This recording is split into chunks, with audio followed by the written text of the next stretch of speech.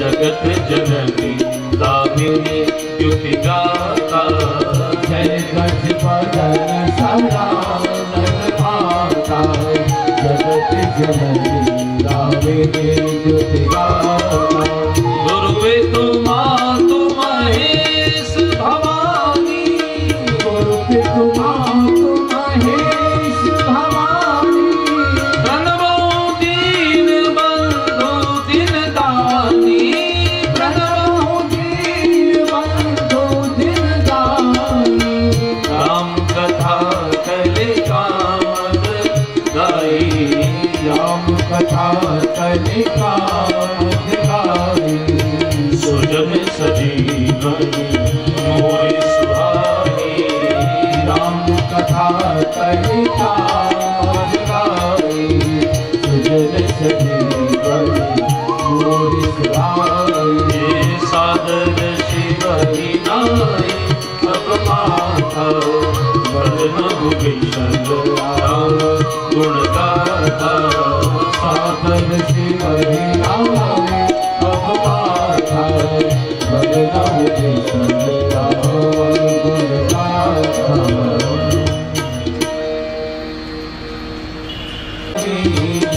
करहु प्रणाम जोरी जुग पानी करहु प्रणाम जोरि जुग पानी मंगल भवन अमंगल हारी मंगल भवन अमंगल हारी प्रभु सुदशरथ अजिर बिहारी प्रभु दशरथ अजिर बिहारी सिय राम में सब जग जानी सिय राम मैं सब जग जानी सबको प्रणाम। सबके अंदर सीताराम जी को देखना कौन देख सकता है? जो ज्ञानी है। विशेषता यह है कि ज्ञानी उसी को कहते हैं जो सबके अंदर एक ही ब्रह्म का दर्शन करता है। भगवान श्री राम से अरण्य कांड के 13वें दोहे में लक्ष्मण जी ने एक प्रश्न पूछा था, ज्ञान किसे कहते हैं? कहहु ज्ञान विराग और माया, कहहु सो भगत करहु जेहि दाया। ऐसा एक प्रश्न पूछा। जैसे अर्जुन ने भगवान कृष्ण से प्रश्न पूछे, वैसे लक्ष्मण जी ने भी भगवान राम से 5 प्रश्न पूछे। उसमें एक प्रश्न ज्ञान के बारे में था। तो देखिए, लक्ष्मण जी में और अर्जुन में बहुत अंतर है। अर्जुन समझ नहीं रहा था, क्योंकि अर्जुन तो हस्तिनापुर का है ना, मेरठ क्षेत्र का। अब मोदी जी ने कितना समझाया कि किसान कानूनों के बारे में, लेकिन कहां समझे वो। तो वो जो प्रजाति है उधर, जो उधर के चौधरी हैं, जाट हैं, तो भगवान नहीं समझा पाए तो मोदी क्या समझा पाते? पूरा देश समझ गया, वो नहीं समझे। भगवान ने अर्जुन को भी 700 श्लोक सुनाए, समझा नहीं पड़ता। तो अंत में फिर अर्जुन का उन्होंने ठेका लिया, टेंडर लिया। अहम त्वाम सर्वपापेभ्यो मोक्षयिष्यामि मा शुचः। मैं तुझे सभी प्रकार के पापों से मुक्त करने की गारंटी देता हूं। तब अर्जुन गांडी उठा के खड़ा हुआ। समझा नहीं। लेकिन लक्ष्मण जी की स्थिति दूसरी है। लक्ष्मण जी को समझने के लिए बहुत शब्दों की आवश्यकता नहीं है। भगवान ने कहा मैं बहुत थोड़े शब्दों में समझा दूंगा लक्ष्मण। और लक्ष्मण जी समझ गए कि लक्ष्मण जी अवध के हैं, उनकी श्रद्धा बहुत है। तो भगवान ने थोड़े शब्दों में समझा दिया। और कितना सुंदर समझाया ज्ञान को। आप सब जो मेरे सामने बैठे हैं, सभी बुजुर्ग लोग और सभी नौजवान भाई, वो सभी बड़े ज्ञानी हैं, बहुत कथाएं सुन चुके हैं। इसलिए ये एक चौपाई आप अपने मुख से गाएंगे ना, आपको आनंद आ जाएगा। भगवान ने ज्ञान की कितनी सुंदर व्याख्या की। सभी लोग गाइए।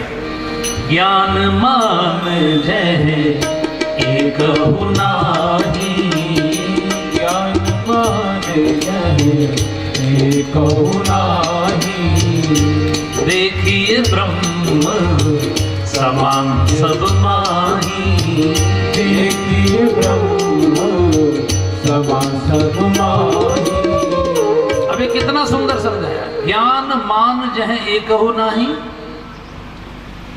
ज्ञानी का पहला लक्षण क्या है? जिसमें इतना सा भी अभिमान ना हो। इसलिए गोस्वामी जी सबको प्रणाम कर रहे हैं, उन्होंने दुष्टों को भी प्रणाम किया।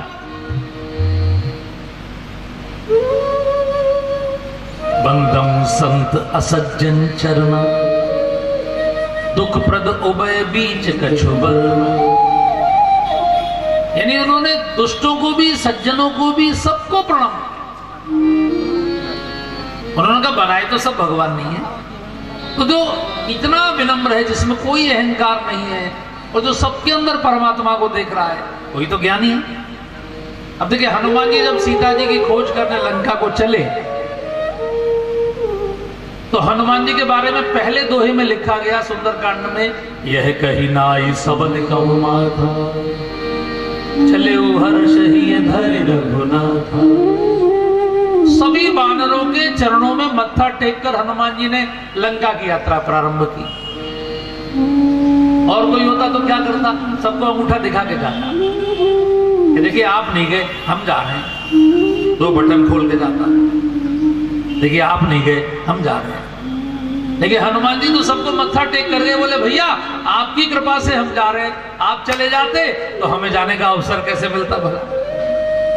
आप नहीं गए तभी तो हम जा रहे हैं। तो ये जो विनम्रता है, ये जो सबको प्रणाम करने की परंपरा है, बड़ी अद्भुत। गोस्वामी जी सबको प्रणाम किए, फिर भगवान के पावन नाम को प्रणाम किए। आप जानते हैं कलयुग में सबसे बड़ा नाम भगवान राम का नाम है। मैं आपको एक वैसी जनरल नॉलेज के लिए एक समाचार दे दूं कि पूरी दुनिया में ये जो जितने भी धर्म है, जैसे बुद्ध ने भी अपना जो धर्म चलाया, बौद्ध धर्म, उसमें भी उन्होंने कहा कि मैं इक्ष्वाकु कुल का, राम से जोड़ा अपने आप, मैं राम का वंशज हूं। राम के बिना कोई नहीं चला। गुरु गोविंद सिंह जी महाराज ने कहा कि मैं राम का वंशज हूं। गुरु गोविंद सिंह जी महाराज का एक किताब है लिखी हुई, विचित्र नाटक कहते हैं उसको। विचित्र नाटक मीन्स उनकी ऑटोबायोग्राफी है, उनकी आत्मकथा है वो। बड़ा सुंदर पुस्तक है। ये जो पंजाब के 2 वंश हैं, सोढ़ी और बेदी, ये दोनों रघुवंशी क्षत्रियों के वंश हैं। तो गुरु नानक भी और गुरु गोविंद सिंह जी महाराज भी, ये दोनों रघुवंशी क्षत्रिय हैं। तो उन्होंने भी अपने को राम से जोड़ा। और पूरी दुनिया के जो 3 सबसे बड़े धर्म हैं, यहूदी, ईसाई और इस्लाम, इन तीनों का जो सबसे पुराना धर्म स्थान है वो यरूशलेम में, इजराइल फिलिस्तीन में, उसे अलक्सा मस्जिद बोलते हैं। अलक्सा माने जैसे अपने यहाँ के संत बोलते नहीं है, अलग निरंजन। अलग माने जो दिखाई नहीं पड़ता, अलग दिखाई नहीं पड़ता लेकिन है। जैसे अभी एलेक्सा गूगल में आ गई है, अब लोग ऑर्डर करते हैं गूगल पर, एलेक्सा दरवाजा बंद कर दो, तो आपके मोबाइल से ही वो कंट्रोलिंग हो जाती है कंप्यूटर पर, और आपके कंप्यूटराइज्ड दरवाजे बंद हो जाते हैं। एलेक्सा एसी चला दो तो एसी चल जाते हैं, दिखाई नहीं पड़ रही है, उसका नाम अलक्सा है। जैसे हमारे देश में जो सिकंदर ने आक्रमण किया उसको अलेक्जेंडर कहा गया। अलेक्जेंडर माने अलक्षेंद्र, अलक्ष इंद्र। तो जो अलक्सा मस्जिद है यरूशलेम में, वो जिस शहर में स्थित है उसका नाम है रामल्लाह। शहर का नाम रामल्लाह है। जैसे आपके यहाँ देवरिया बुजुर्ग है, देवरिया पंडित है, देवरिया लाला है, ऐसे वहाँ यरूशलेम के अंदर भी जो उपनगर हैं उसमें एक उपनगर का नाम है रामल्लाह सिटी।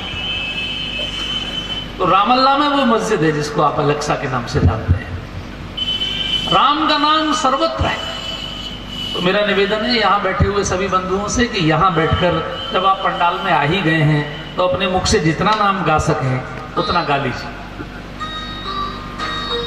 कुछ दिन बाद तो चुनाव आने वाले हैं, फिर लोग आपसे गाने को नहीं कहेंगे बल्कि ताली बजाने को कहेंगे। लेकिन गाने को तो आपसे हम ही आग्रह करेंगे, क्योंकि आप जितना गाएंगे उससे आप ही का भाग्य बढ़ेगा। तो जब भी मौका मिले, मौका वैसे अलग से मिलेगा नहीं, कामों के साथ नाम को जोड़ लीजिए। जगतगुरु शंकराचार्य से एक प्रश्न पूछा, किमपि आश्चर्यम परम, संसार का सबसे परम आश्चर्य कौन सा है? उन्होंने बड़ा सुंदर उत्तर दिया, आप भी उसको दोहराएंगे तो अच्छा लगेगा, बोलिए जरा मेरे साथ। सुलभम भगवन नाम। अभी पीछे तक से आवाज नहीं आई, माताओं की ओर से भी दोहराए।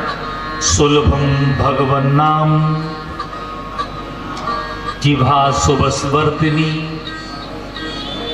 तथापि नरकम यान्ति किमपि आश्चर्यम परम। जगतगुरु शंकराचार्य ने कहा कि भगवान का नाम इतना सुलभ है,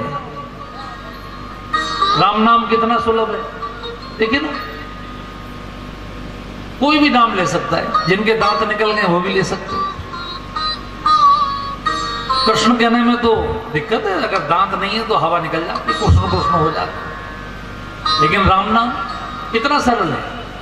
और जीभ आपको किराए की मांग के लानी नहीं, बताइए आप में से किसी को जीभ किराए की लानी है क्या? जीभ आपकी अपनी है। आपके बुढ़ापे में दांत आपको छोड़ देंगे, जीभ आपको नहीं छोड़ेगी। उसके बाद भी यदि जीवन में नरक आ रहा है, नरक माने कष्ट, एक बात और ध्यान से सुन लीजिए कि ये स्वर्ग और नरक ऊपर नहीं होते, ये मरने के बाद नहीं होते, ये स्वर्ग और नरक सब यहीं पर हैं। जब हम प्रसन्न मन से होते हैं तो स्वर्ग होता है, और जब हम दुखी मन से होते हैं नरक होता है। आप दक्षिण भारत जाएं, आपको हर समय इडली इडली खिलाई जाए, आपकी अरहर की दाल रोटी चावल ना मिले, तो कितने भी अच्छे होटल में आपको इडली खिलाई जाए, लेकिन आपको ऐसा लगेगा जैसे नरक।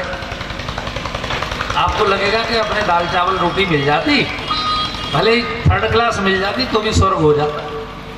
ऐसी दक्षिण भारत का आदमी यहाँ आता है तो वो कहता है कोई कैसी भी इडली खिलवा दीजिए, चाहे थर्ड क्लास क्यों ना हो, उसे वो अच्छी लगती। तो स्वर्ग और नरक ये ऊपर नहीं है, आप अपने आसपास देखिए, अपने गांव में ही देखिए, कितने लोग कष्ट में होंगे। बहुत सारे लोग आनंद में, बहुत सारे लोग कष्ट में। कोई व्यक्ति किसी मामले में आनंद में तो दूसरे मामले में कष्ट में।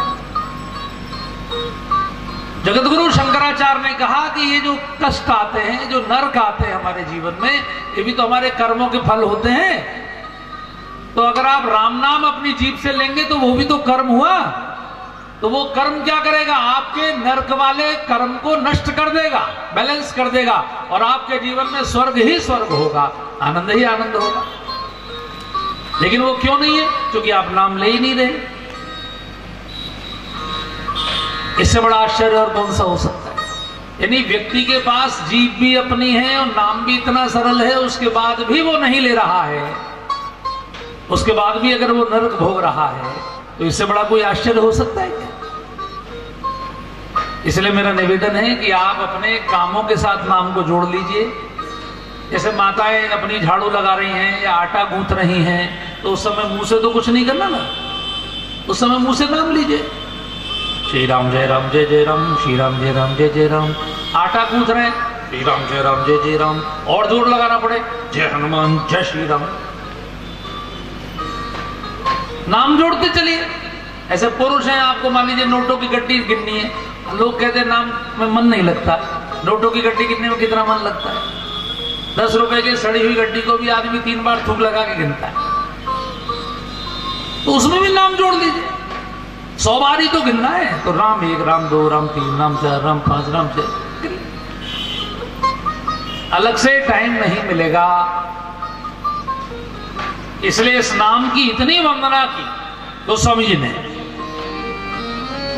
लोगों ने उनसे पूछा इस नाम से कुछ फायदा भी होगा, क्योंकि कलयुग का आदमी तो बिना फायदे के कुछ करता नहीं। इस नाम से फायदा क्या होगा? तो समझने का सबसे बड़ा फायदा इसी नाम से होगा। बोले कैसे? तो समझने का सारी जो आदमी 24 घंटे मेहनत कर रहा है, आइए महाराज जी, आइए विराज। तो समझने का ये जो 24 घंटे व्यक्ति मेहनत करता है, ये किस लिए करता है? किसी से पूछो भाई आप इतनी मेहनत क्यों कर रहे हैं, तो वो कहेगा अपने बच्चों के लिए कर रहे हैं। तो आपने एक कहावत सुनी होगी, पूत सपूत तो का धन संचय, और पूत कपूत तो का धन संचय। आपके बच्चे अगर अच्छे हैं तो भी धन इकट्ठा करने की आवश्यकता नहीं है, और बच्चे अगर बिगड़ गए तो कितना भी इकट्ठा करके रख दीजिए, सब बर्बाद कर देंगे। तो व्यक्ति सबसे ज्यादा चिंतित अपनी संतान के प्रति होता है। इस नाम का फायदा यह है कि आपके घर में अच्छी संतानें जन्म लेंगी। लोगों ने कहा इसका कोई प्रमाण है गोस्वामी जी? बोले हाँ प्रमाण है। कौन प्रमाण है? बोले भक्त शिरोमणि प्रहलाद नाम जपत प्रभु कीन प्रसादु, नाम जपत प्रभु कीन प्रसादु। अभी आधे लोग आ रहे हैं, बैठे ये गाइए, तब आपकी जीभ को आदत पड़ेगी गाने की। अगर आधी चौपाई भी याद हो गई तो नहाते समय, कुछ करते समय आप गुनगुनाते रहेंगे, आनंद से भर जाएगा मन। हम जपत प्रभु कीन प्रसादु, नाम जपत प्रभु कीन प्रसादु। भगत शिरोमणि भय प्रहलादु, भगत शिरोमणि डॉक्टर साहब उल्टा नाम जपत जग जाना, उल्टा नाम जपत जग जाना। वाल्मीकि भय ब्रह्म शिरोमणि भय प्रहलादु। दुनिया का सबसे पुराना त्योहार कौन सा है? होली। ये दीपावली दशहरा तो अभी सप्तम मनवंतर में प्रारंभ हुए। लाखों बच्चों को उसने भगवान का भक्त बना दिया। जिस भी यूनिवर्सिटी में उसका एडमिशन कराया, उसी यूनिवर्सिटी के विद्यार्थियों के मन को उस बच्चे ने बदल दिया। उसको समझाने की कोशिश की, डांटा, पिटाई की, माना नहीं, मारने की कोशिश की, लेकिन जाको राखे साइया। तब उसकी बुआ ने कहा, होलिका ने अपने भैया से, हिरण्यकश्यप से, ऐसे मारोगे ना इसको तो लोग कहेंगे कि इतने बड़े सम्राट ने इतना कायरता का काम किया। ऐसे मारिए कि ये भी मर जाए और आपको भी लोग भगवान मान लें। तो उसने कहा वो क्या तरीका है? बोले मुझे ब्रह्मा जी का वरदान है, मैं अग्नि में जलती नहीं हूं। आप घोषणा कर दीजिए कि अग्नि परीक्षा होगी, और अग्नि परीक्षा में जो जीवित बचेगा वो भगवान माना जाए। अगर होलिका जीवित बचेगी तो हिरण्यकश्यप भगवान माना जाएगा, और प्रहलाद जीवित बचेगा तो प्रहलाद के नारायण को भगवान माना जाएगा। और होलिका ने अपने भैया से कहा था कि इस घटना का लाइव टेलीकास्ट कराइएगा सारे चैनल्स पर, जिससे पूरे जनता घर घर में देख ले कि होलिका नहीं जली तो हिरण्यकश्यप को लोग भगवान मान लेंगे। और यही हुआ, लाइव टेलीकास्ट हुआ। पूरे देश में बीचों बीच एक बड़ी चिता सजाई गई थी, और उस चिता में होलिका प्रहलाद को लेकर बैठी। तो जिस समय आग लगाई गई, चारों तरफ से वीडियो कैमरे लगे थे। तो हिरण्यकश्यप दूर से दूरबीन से ऐसे देख रहा था कौन अंदर जल रहा है, कौन बचा। तो अंदर से प्रहलाद की आवाज आई, और प्रहलाद ने कहा पिताजी दूर से क्यों देख रहे हैं, निकट आ जाइए। पश्चात मम गात्र सन्निधौ, मुझे निकट आकर देखिए। हिरण्यकश्यप ने पूछा तुझे गर्मी नहीं लग रही, तुझे आग नहीं लग रही, इतनी आग धधक रही है? प्रहलाद ने कहा पिताजी राम नाम जपताम कुतो भयम, सर्वताप समनेक भेषजम। राम नाम जपने वाले को भय कैसा? सब प्रकार के तापों से बचाने वाला तो राम का नाम है। आप भी आ जाइए। थोड़ी देर में देखा होलिका जल के राख हो चुकी थी। हंसता हुआ प्रहलाद निकल के बाहर आया। तो वो जो हजारों बच्चे राक्षसों के इस घटना को देख रहे थे, भगवान से प्रार्थना कर रहे थे प्रभु हमारे मित्र की रक्षा करना। उन हजारों बच्चों ने जयकारा लगाया, भक्त शिरोमणि प्रहलाद की। और वही जो आग की राख थी, जो होली की राख थी, वही सबने एक दूसरे के माथे पर, गालों पर लगाई। तभी से होली पर रंग लगाने का ये त्योहार प्रारंभ हुआ। इसलिए जब किसी को रंग लगाया करो तो प्रहलाद जी की राम राम। आप ऐसा मत समझ लीजिए कि ये वैसी कहानी लिख दी गई है। ये लाखों साल से जो गांव गांव में होली जल रही है, ये आज भी खरा है। अगर आपको अपनी आंखों से देखना हो तो आप कभी मथुरा आइए, मैं वहीं से आया हूं। मथुरा में प्रहलाद जी का मंदिर है, वहां पर प्रहलाद कुंड है, नरसिंह भगवान का मंदिर है। वहां हर साल होली जलती है और वहां के जो पुजारी जी हैं, उनके परिवार का एक कोई पुरुष सदस्य 40 दिन का उपवास करता है। 40 दिन, और 40 दिन का उपवास करके अखबार में छापा जाता है कि किस समय कितने बज के कितने मिनट पर आग लगाई जाएगी। वो होली में आग लगाई जाती है। जितना चौड़ाई आपका मंच है, इतनी चौड़ी लगभग वो चिता बनती है। और वो पुजारी जी केवल एक गमछा बांधे हुए प्रहलाद कुंड में एक डुबकी लगाते हैं। और जिस समय चिता की अग्नि बिल्कुल धधक रही होती है, 10-10 फीट ऊंची लपटें निकल रही होती हैं, उस समय वो उस चिता में उधर से प्रवेश करते हैं। 19 कदम चलना होता है उनको, 19 कदम की चिता होती है। 19 कदम चलते हुए पूरी अग्नि को पार करके दूसरी ओर निकलते हैं और उनके शरीर का एक बाल भी नहीं जलता। ये हर साल होता है। बोले सत्य सनातन धर्म की। ये मैं आपसे वैसे ही नहीं कह रहा हूं, आप अपनी आंखों से आके देख सकते हैं। अभी मार्च में होली आने वाली है, स्वयं अपनी आंखों से आके देखिए। उस मेले में कलेक्टर, एसपी सब लोग रहते हैं। 1 लाख लोगों की लगभग भीड़ रहती है।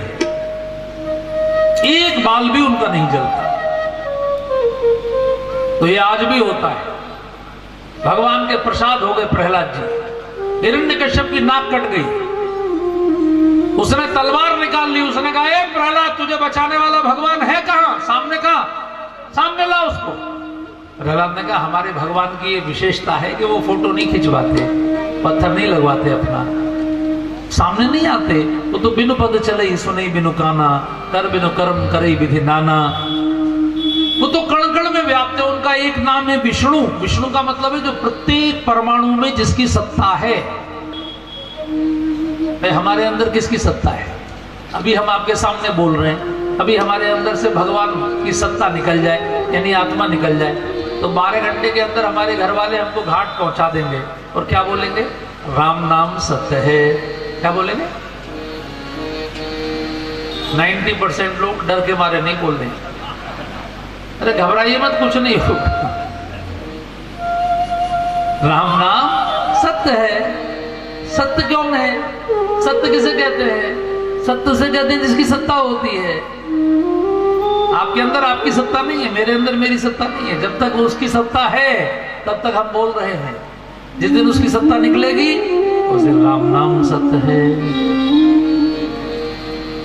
ये हमारे ऋषियों ने बड़े सोच समझ के पंक्ति बनाई है कि मरते समय व्यक्ति को ध्यान दिला दिया जाए, क्योंकि मरते समय शव यात्रा के साथ सब लोग होते हैं गांव के, तो सबको ध्यान में आ जाएगा सत्य कौन है। बोले राम का नाम सत्य है। जिसमें से निकल गया वो असत्य हो गया, वो मिथ्या हो गया। इसलिए जगत गुरु शंकराचार्य ने कहा ब्रह्म सत्यम जगन मिथ्या। भगवान श्री कृष्ण जब प्रकट हुए कंस के कारागार में, तो उनकी स्तुति वसुदेव जी ने की। सत्यव्रतम सत्य परम त्रिसत्यम, सत्यस्य योनिम निहितम च सत्ये, सत्यस्य सत्यमृत सत्य नेत्रम, सत्यात्मकम त्वाम शरणम प्रपन्नः। एक श्लोक में भाई साहब 9 बार सत्य शब्द का प्रयोग किया। एक श्लोक में 9 बार सत्य शब्द बोला। परमात्मा ही सत्य है। श्रीमद् भागवत के प्रथम श्लोक में, प्रथम स्कंद के प्रथम अध्याय के प्रथम श्लोक में भगवान की स्तुति की गई, किसी नाम से नहीं की गई। सत्यम परम धीमहि। हम उस परम सत्य का ध्यान करते हैं। वही परम सत्य है। इसलिए प्रहलाद ने कहा मेरे परमात्मा तो कण कण में है, जहां तक ब्रह्मांड है, सिया राम में सब जग जानी। हिरण्यकश्यप बहुत चालाक था, उसने कहा इस खंबे में भी है, बोले यस इस खंबे में भी है। हिरण्यकश्यप दौड़ के भागा, खंबे पे एक घूसा मारा।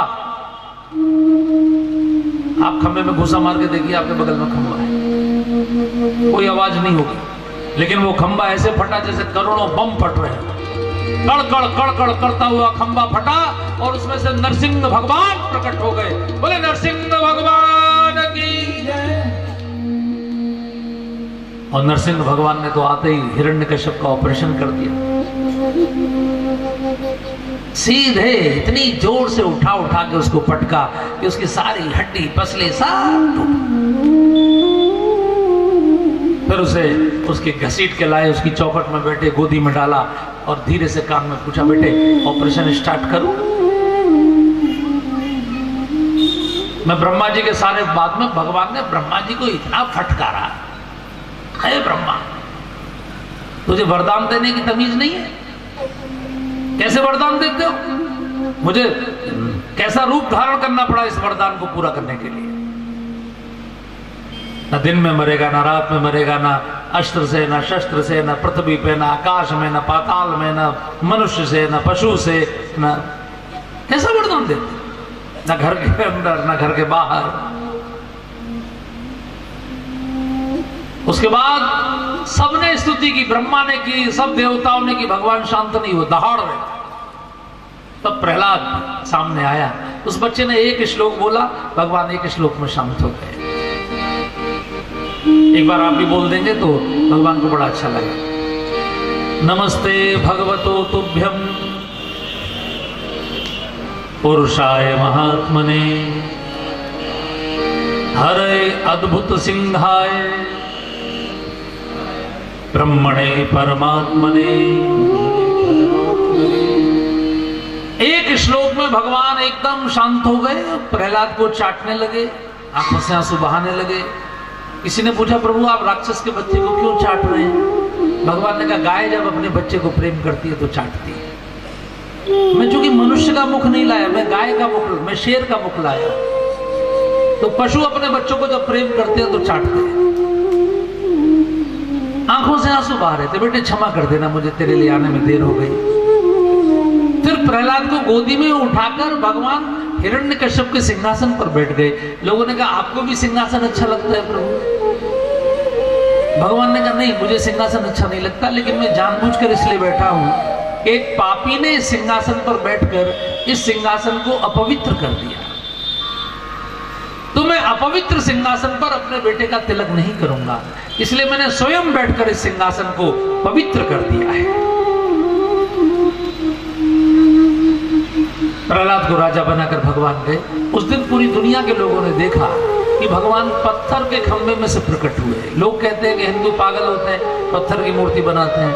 हिंदू पागल नहीं होते, उनकी थ्योरी अलग है। हिंदुओं ने ये जाना कि कण कण में परमात्मा है, और दुनिया में जितने भी कण हैं उनमें सबसे जड़ कौन है?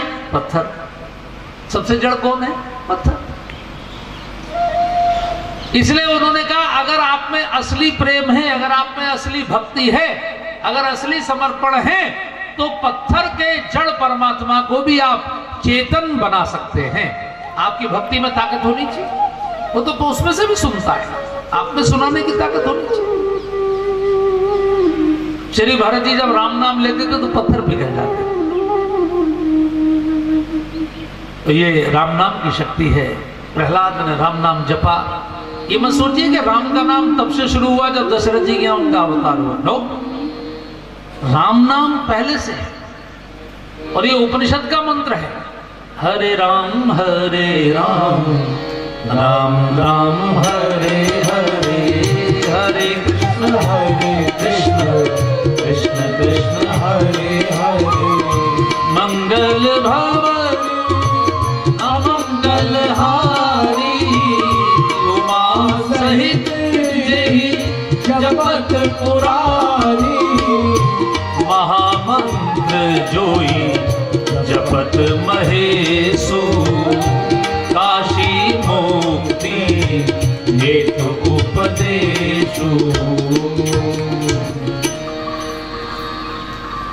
ये जो हरे शब्द है, हरे माने ये हरा रंग नहीं है, हरे माने जो हरने वाले हैं, अपने भक्तों की सारी विपत्तियों को जो हरने वाले हैं वो हरि हैं, उन्हीं को हरे कहा गया है। इसलिए ये नाम तब से जब से वेद है, जब से ब्रह्मा जी गा रहे हैं, उसी परमात्मा ने दशरथ जी का जन्म लिया। क्योंकि राम नाम केवल दशरथ जी के पुत्र का ही नहीं रखा गया, राम नाम परशुराम जी का भी रखा। परशुराम जी का नाम भी तो राम ही है। परशुराम तो उनको बाद में कहा गया क्योंकि फरसा उनकी पहचान बन गया, फरसा उनका सिंबल बन गया, तो परशु उनके साथ जोड़ दिया। पहले से ये राम नाम है। इसलिए बंधुओं, ये राम नाम आप अपनी जिह्वा पर जितना अधिक धारण कर सकें। गोस्वामी जी ने कहा, राम नाम मणिदीप धर जीह देहरी द्वार, तुलसी भीतर बाहर हो जो चाह सो ज्यार। जो लोग अपने दरवाजे पर भी उजाला चाहते हैं और सड़क पर भी चाहते हैं, वो अपनी चौखट पर एक बल्ब लगा देते हैं, तो घर के अंदर भी प्रकाश होता है चौखट पर लटकाने से, और बाहर भी प्रकाश होता है। तो ये जीव क्या है? ये आपकी चौखट है, ये बाहर भी निकलती है, अंदर भी जाती है। तो जीव पर राम का नाम रहेगा तो आपका अंतःकरण भी प्रकाशित होगा, बाहर का संसार भी प्रकाशित होगा। अर्थात आप आत्मा से भी आध्यात्मिक होंगे और संसार के जो कर्म आप करेंगे उसमें भी राम नाम का प्रकाश दिखाई पड़ेगा, उसमें भी प्रभाव दिखाई पड़ेगा। तो राम का नाम बड़ा मीठा है, इसको अपनी जीभ पर रखे रहिए, गाते रहिए। एक भजन मेरे साथ राम नाम का गा लीजिए। जो नीचे बैठे हैं वो प्रहलाद जी के सम्मान में खड़े होकर इस भजन को गा लें, और जो कुर्सी पर बैठे हैं उनकी अपनी इच्छा है, वो तो आधे खड़े ही हैं वैसे, लेकिन खूब।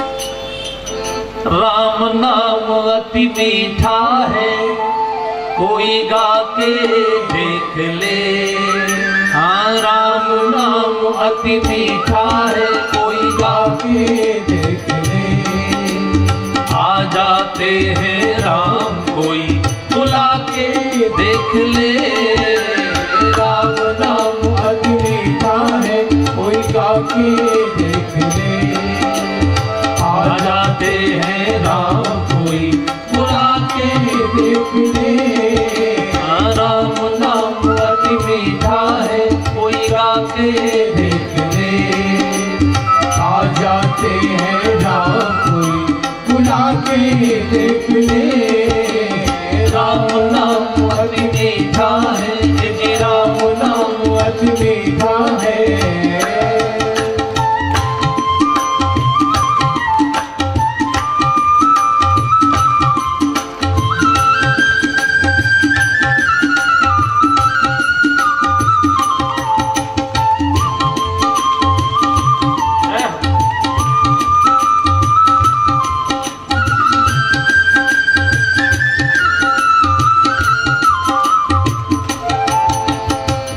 भगवान का मंदिर है यहाँ, मैल ना आने देना। मन भगवान का मंदिर है यहाँ, मैल ना आने देना। हीरा जन्म अमोल मिला, इसे व्यर्थ गवाना देना। हीरा जन्म अमोल मिला, इसे व्यर्थ गवाना देना। मानव तन अनमोल मिला, इसे व्यर्थ मानव तन अनमोल मिला, इसे व्यर्थ गवाना देना। अभी भजन के बीच में कर सकते हैं, भजन के बीच में कोई फूल फूल चढ़ाना चाहे। मानव तन अनमोल मिला, इसे व्यर्थ गवाना देना। मानव तन अनमोल मिला, इसे व्यर्थ गवाना देना। अपने हृदय में भक्ति की ज्योत जगा के देख ले। अपने हृदय में भक्ति की ज्योत जगा के देख ले। आ जाते हैं राम कोई बुला के दे। राम नाम अति मीठा है, कोई राम नाम अति मीठा है। जय हो।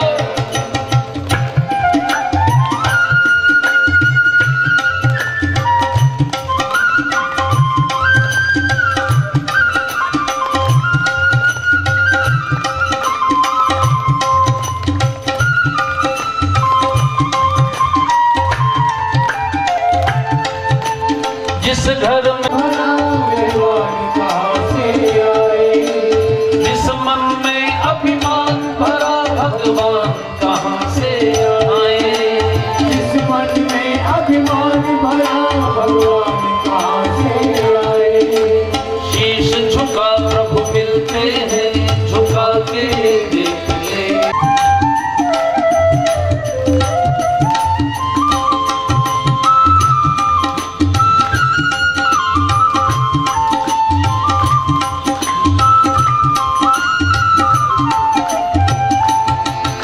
अभी तक जिन्होंने नहीं गाया हो कृपया सभी गाएं, अंतिम पंक्तियां हैं बहुत सुंदर।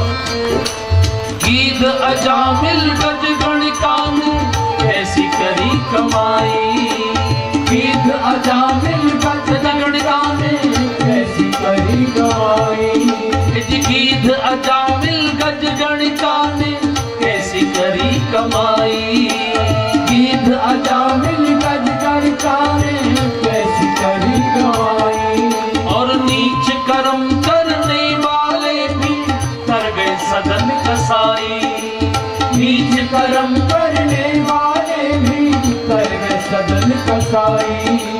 पत्थर में प्रभु प्रकटे हैं, प्रकटा के देख ले। हे पत्थर में प्रभु प्रकटे हैं, प्रकटा के देख ले।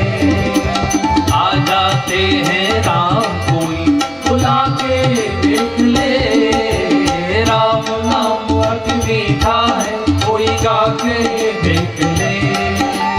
आ जाते हैं राम कोई बुला के देख ले, राम नाम अति मीठा है, अजी राम नाम अति मीठा है। है।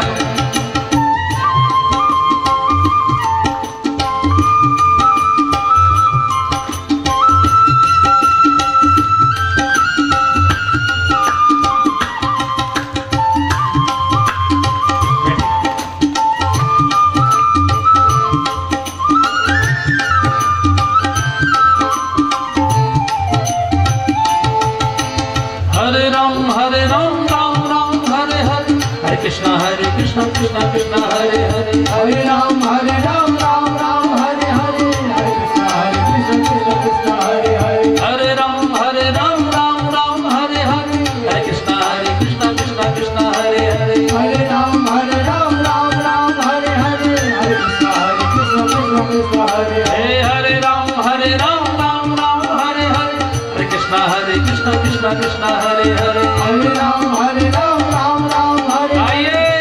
हरे कृष्ण कृष्ण कृष्ण हरे हरे। हे हरे राम राम हरे हरे, हरे कृष्णा कृष्णा कृष्णा हरे हरे। हरे राम राम हरे हरे, हरे कृष्ण कृष्ण कृष्ण हरे हरे। राम नाम अति मीठा है, कोई गाते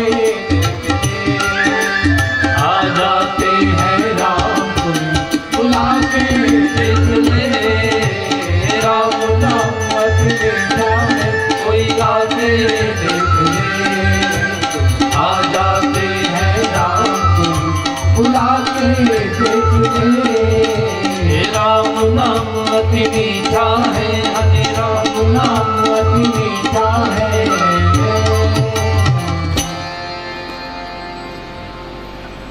राम नाम को प्रणाम करके राम कथा में सीधे प्रवेश गोस्वामी जी कर रहे हैं, लेकिन ध्यान रखिए 9 दोहों में और 72 चौपाइयों में राम नाम को प्रणाम किया गया।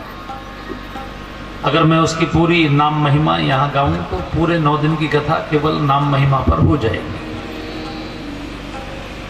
लेकिन एक निवेदन मेरा जरूर है आपसे कि अलग से समय नहीं मिलेगा आपको, इसलिए अपने कामों के साथ, जैसे मान लीजिए आपको प्राणायाम करना है, मान लीजिए आप प्राणायाम कर रहे हैं, प्राणायाम में क्या करना है, अनुलोम विलोम, इधर से सांस भरना इधर से छोड़, ऐसी तो कर, तो उसमें मंत्र के साथ कर लीजिए। जैसे जितनी देर में सांस भरते हैं उतनी देर रोकते हैं, उतनी देर में छोड़ते हैं, उतनी देर रोक के रखते हैं। इसको कहते हैं पूरक कुंभक रेचक कुंभक, पूरक कुंभक रेचक कुंभक, पूरक कुंभक रेचक कुंभक, ये उसकी प्रक्रिया है।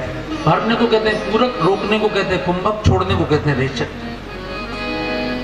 तो जितनी देर, अब चूंकि बराबर बराबर समय में करना है तो उसका सबसे अच्छा तरीका ये है कि 2 बार श्री राम जय राम जपते हुए आपको सांस भरनी, 2 बार रोकनी, 2 बार जपते हुए छोड़नी, 2 बार छोड़े रखनी, फिर भरनी। तो आप कपाल भांति भी करें तो भी कर सकते हैं। उसमें पूरा लंबा मंत्र ना लेके सीताराम सीताराम सीताराम हर झटके पे। आपको वॉकिंग करनी है, वॉकिंग में भी कर सकते हैं। जो भी आप करते हैं, कोई माँ आटा गूंथ रही है तो वो सोच लें कि आटा गूंथते समय 108 बार में श्री राम जय जय राम के साथ आटा गूंथूंगी तो 108 बार राम जय राम जय जय राम श्री राम जय राम। 108 बार नहीं करना, वो 27 बार कर, इस बार करने, जितनी बार चाहे उतनी। प्रसाद बन जाएगा पूरा भोजन, अलग से टाइम नहीं मिलेगा।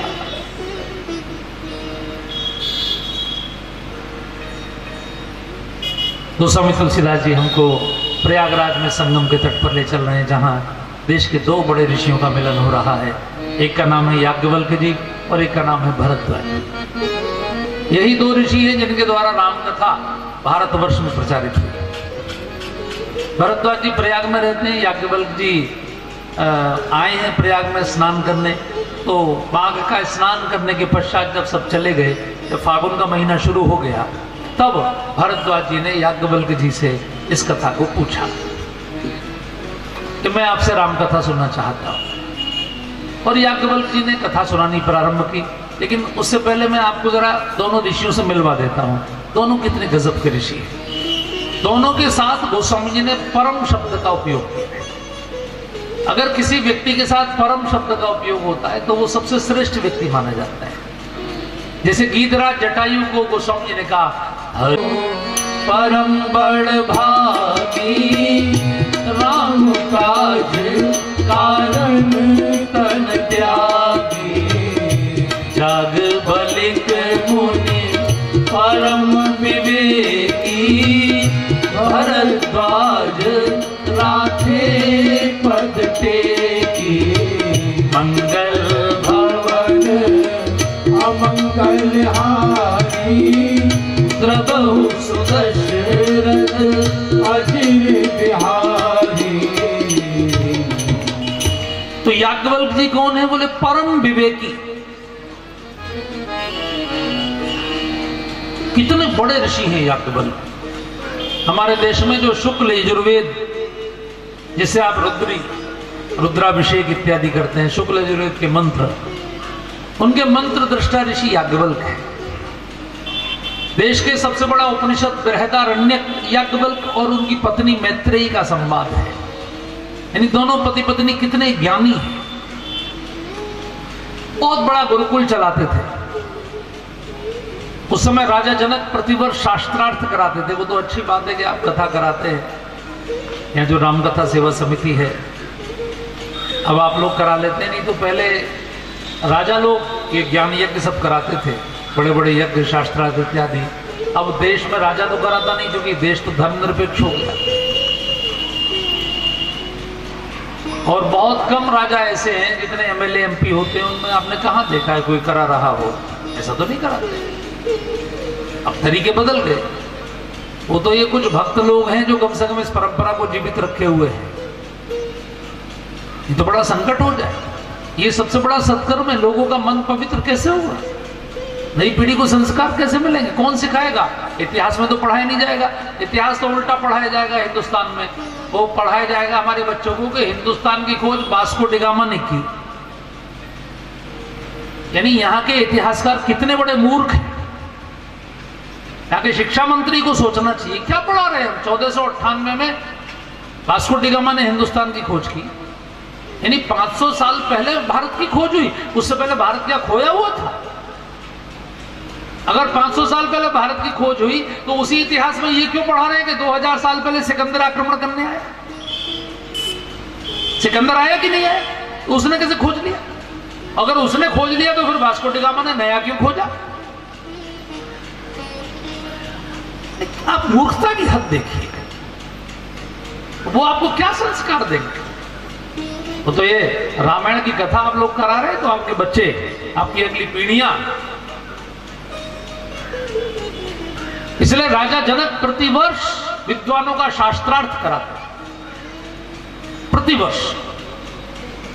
और उसमें जो विद्वान जीतता था, जो नंबर 1 का होता था, उसको 10,000 गाय दान में दी जाती थी, जिसमें से प्रत्येक गाय के सींग पर 10 तोले सोना मढ़ा हुआ होता।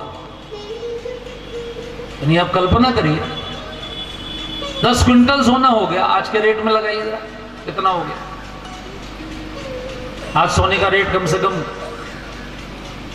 अगर 50,000 रुपए का 10 ग्राम है तो उसके हिसाब से लगाइए, पर 10 क्विंटल कितने का, हम पे तो लगेगा भी नहीं।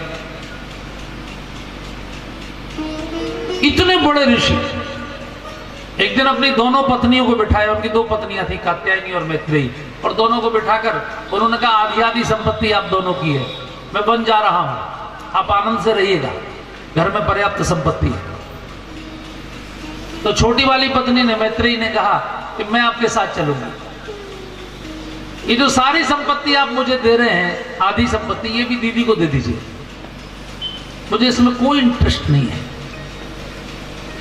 मैं आपके साथ चलूंगी। याज्ञवल्क्य ने कहा आप जानती हैं वन में कुश की चटाई पर सोना पड़ेगा, झोपड़ी में रहना पड़ेगा, कंदमूल फल खाने पड़ेंगे, पता नहीं कभी कोई शेर हमको खा जाए, कोई सांप डस ले, बड़े भयंकर कष्ट हैं। मैत्रेयी ने कहा कि जब आप इतनी बड़ी संपत्ति छोड़कर वन में जा रहे हैं तो कोई व्यक्ति नुकसान के लिए तो जाता नहीं है, फायदे के लिए जाता है, इसका मतलब है कि वन में इससे भी बड़ा कोई फायदा होने वाला है, अभी तो आप जा रहे हैं तो मैं भी जाऊंगी, मुझे भी वही फायदा चाहिए। और मैत्रेयी अपने पति के साथ गई, दोनों ने कठोर साधना की, और उसके बाद मैत्रेयी ने जितने प्रश्न पूछे वो सब हमारे देश का एक बहुत सुंदर ग्रंथ बन गया, उसको बृहदारण्यकोपनिषद कहा गया। आपको मौका हो तो कभी पढ़िएगा, बहुत ही दिव्य ज्ञान का ग्रंथ है। इसलिए याज्ञवल्क्य को सबसे बड़ा, सबसे परम विवेकी ऋषि कहा गया। याज्ञवल्क्य मुनि परम विवेकी। और भरद्वाज जी कौन है? तो भरद्वाज जी से भी मैं आपका परिचय कराई देता हूं, जरा गाइए उनकी भी चौपाई। भरद्वाज मुनि बसहि प्रयागा, जिनहि राम पद अति अनुरागा, तापस सब गम दया निधाना, परमारथ पथ परम सुजाना, मंगल भवन अमंगल हारी, प्रभु सुदशरथ अजिर बिहारी। उनको परम सुजाना कहा गया, परमार्थ पथ परम सुजाना, परमार्थ करने वालों में वो सर्वश्रेष्ठ है।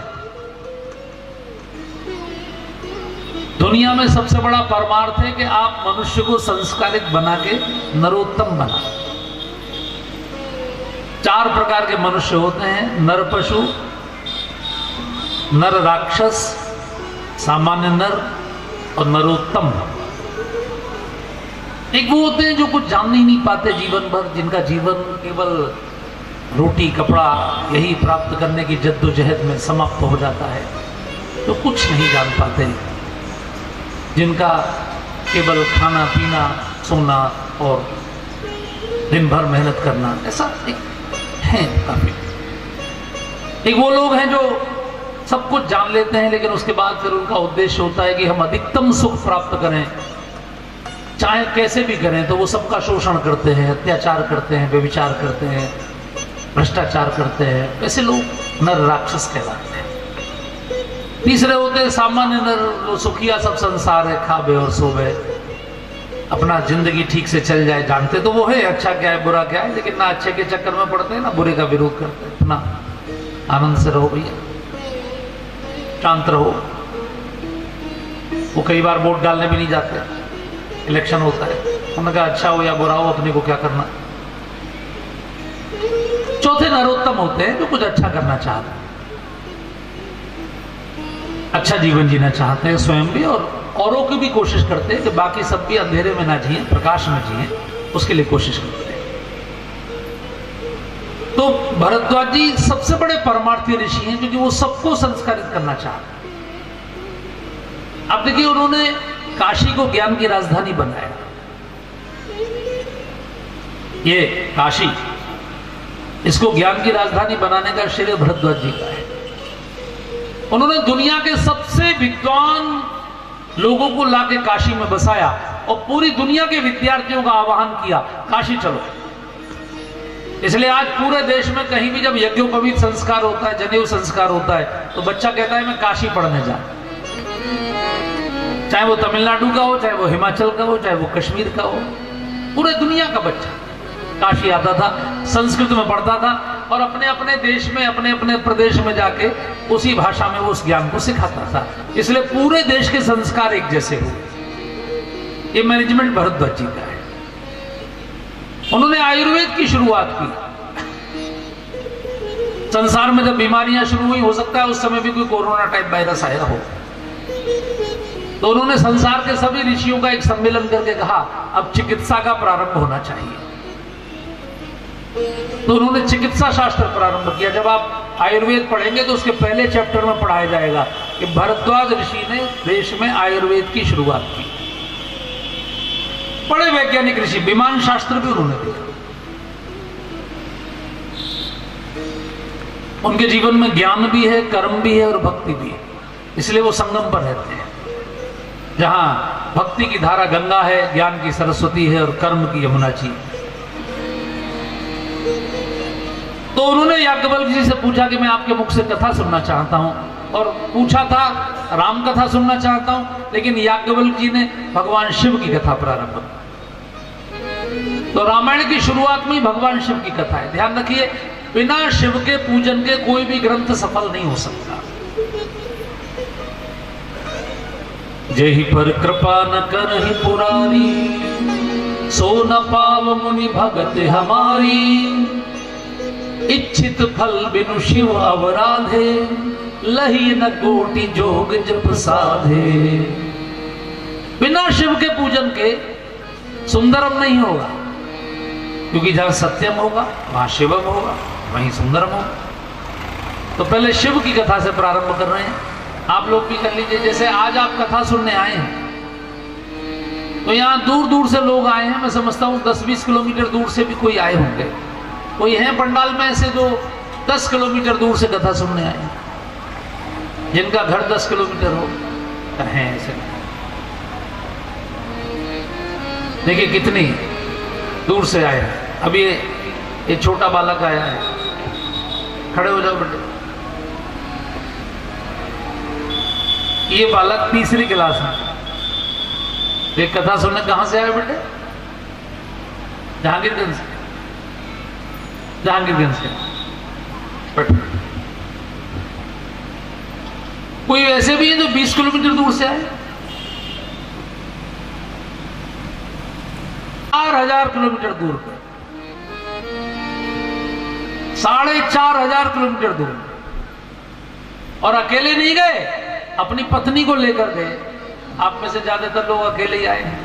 अगर लेकर आते साथ में तो इधर भी उतनी संख्या होती कि नहीं होती। अब जिनके नहीं है उनकी बात अलग है कि शादी नहीं हुई है, जिनकी नहीं है, लेकिन जिनके हैं, दोनों अगर आए तो अनुष्ठान का और अच्छा फल मिले। भगवान शिव अपनी पत्नी सती के साथ कथा सुनने के 4,500 किलोमीटर दूर। बोल रहे हैं याज्ञवल्क्य ऋषि, एक बार त्रेता युग माही, एक बार त्रेता युग माही। शंभु गए कुंभज ऋषि पाही, शंभु गए कुंभज ऋषि पाही। संग सती जग जननी भवानी, पूजे ऋषि अखिलेश्वर जानी। मंगल भवन अमंगल हारी, उमा सहित देवी जपत पुरारी। तो त्रेता युग में एक बार भगवान शिव अपनी पत्नी के साथ कथा सुनने कहाँ गए? कुंभज ऋषि थे। कुंभज का कोई गोत्र नहीं है, यू नो। कुंभज के बारे में ये नहीं पता कि किसके पुत्र हैं, क्योंकि वो घड़े में से मिले। कई लोग अपनी संतान को ऐसे छोड़ देते थे ना, होने के बाद लोक लाज के भय से संदूक में बंद करके, जैसे कुंती ने कर्ण को बहा दिया था, ऐसे कुंभज थे। लेकिन कुंभज ने अपने तप से वो स्थान प्राप्त किया कि वो आज दुनिया के सप्त ऋषियों में से एक है। अगस्त ऋषि तमिलनाडु में उस समय रहते थे। भगवान शिव वहां कथा सुनने गए। अगस्त भारत के बहुत बड़े ऋषि हैं। अगस्त की पूरी दुनिया में इज्जत है, इसलिए अंग्रेजों के कैलेंडर में भी जुलाई के बाद अगस्त का महीना है। क्योंकि अगस्त के बारे में कहा जाता है कि उन्होंने 7 समुद्रों को पिया। 7 समुद्र पीने का मतलब ये नहीं कि समुद्र पी लिए। 7 समुद्र पीने का मतलब है कि जहां भी समुद्र पार करके जितनी भी मानव प्रजाति रहती थी, वहां जाकर भी उन्होंने ज्ञान का और भक्ति का प्रचार किया, सबको भगवान का भक्त बनाया। इसलिए दक्षिण में अगस्त का तारा है, जैसे उत्तर में ध्रुव का तारा है, वैसे दक्षिण में अगस्त का तारा है। भारत में 3 ज्योतिर्लिंग अगस्त के द्वारा स्थापित है, रामेश्वरम, मल्लिकार्जुन और तीसरे केदारनाथ। पहले अगस्त उत्तर में ही रहा करते थे। अगर आप में से कभी किसी को केदारनाथ जाने का सौभाग्य मिलेगा तो रुद्रप्रयाग तक एक ही रास्ता है, बद्रीनाथ केदारनाथ का। लेकिन रुद्रप्रयाग से फिर सड़क कटती है केदारनाथ की ओर। तो जैसे ही आप केदारनाथ की ओर बढ़ेंगे तो जो पहला कस्बा पड़ेगा उसका नाम अगस्त मुनि है। कस्बे का नाम ही अगस्त मुनि है। पहले अगस्त वहां रहते थे, नित्य कैलाश जाते थे। फिर भगवान शिव प्रसन्न हो गए, बोले बेटा यहां तक रोज मत आया करो, मैं वहीं प्रकट हो जाता हूं। तो भगवान शिव वहीं पर केदारनाथ के रूप में प्रकट हो गए। उसके बाद फिर अगस्त दक्षिण गए, 2 कमंडल भर के ले गए। जिस समय भगीरथ गंगा जी को लेकर आए थे, उस समय अगस्त ने भोलेनाथ से कहा, जब भगीरथ को आप गंगा जी दे रहे हैं तो दक्षिण भारत और पूर्वी भारत को भी कुछ दीजिए, क्योंकि उत्तर में आप गंगा जी बनकर आ गए और पश्चिम में आप नर्मदा जी बनकर बह रहे हैं। तो पूर्वी भारत और दक्षिणी भारत का क्या होगा? तो 2 सिद्ध कमंडल भर के लाए, जो अक्षय कमंडल थे, जिनमें से लगातार जल निकल रहा था। एक कमंडल स्थापित किया छत्तीसगढ़ में, रायपुर जो वहां की राजधानी है उसके पास धमतरी जिला, वहां अगस्त ऋषि का पर्वत है, उसी की जड़ में से महानदी निकलती है। आप कभी अपनी आंखों से देखिए, इतना चमत्कार आपने जिंदगी में नहीं देखा होगा। मैं गया उस पर्वत पर, उस पर्वत की सबसे ऊंची चोटी लगभग 600 फीट ऊंची है जमीन से। उस चोटी के ऊपर बिल्कुल सबसे ऊपर एक कमंडल बना हुआ है, छोटा सा शिला में। वो 2 फीट चौड़ा, 2 फीट लंबा, 2 फीट गहरा, और वो 24 घंटे 12 महीने 300 दिन शुद्ध जल से भरा रहता है। अब उसमें पानी कहां से आता है? सब जैसे इस पंडाल के सबसे ऊपर एक कमंडल बनाओ, अब उसमें जल कहां से आएगा? लेकिन वो कमंडल 12 महीने हर समय शुद्ध जल से भरा रहता है।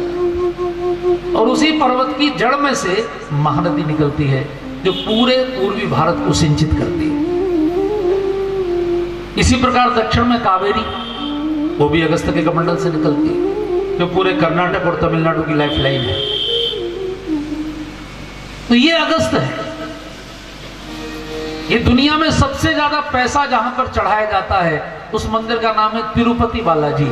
और तिरुपति बालाजी की स्थापना भी अगस्त के हाथ से। पूरे दक्षिण की संस्कृति को आप देखते हैं, कितनी भक्ति है वहां पर। वहां का कोई भी माथा बिना तिलक के नहीं मिलेगा। प्रत्येक माथे पर तिलक, प्रत्येक घर के आगे, हर महिला अपने घर के आगे सुबह रंगोली बनाती है। वो सब अगस्त की देन है। भगवान शिव से लोगों ने पूछा कि आप इतनी दूर कथा सुनने क्यों गए? वृंदावन में इतने सारे कथावाचक थे, अयोध्या में थे, काशी में इतने विद्वान थे, हिमालय में इतने योगी थे। भगवान शिव ने कहा कि मैं ऐसे कथावाचक से सुनना चाहता था जो समाज में भक्ति बढ़ाने का भी प्रयास करता हो। बाकी सब कथावाचक तो जैसे हम लोगों को आप बुलाते हैं, हम आपको कथा सुनाएंगे, दक्षिणा लेके अपने घर जाएंगे।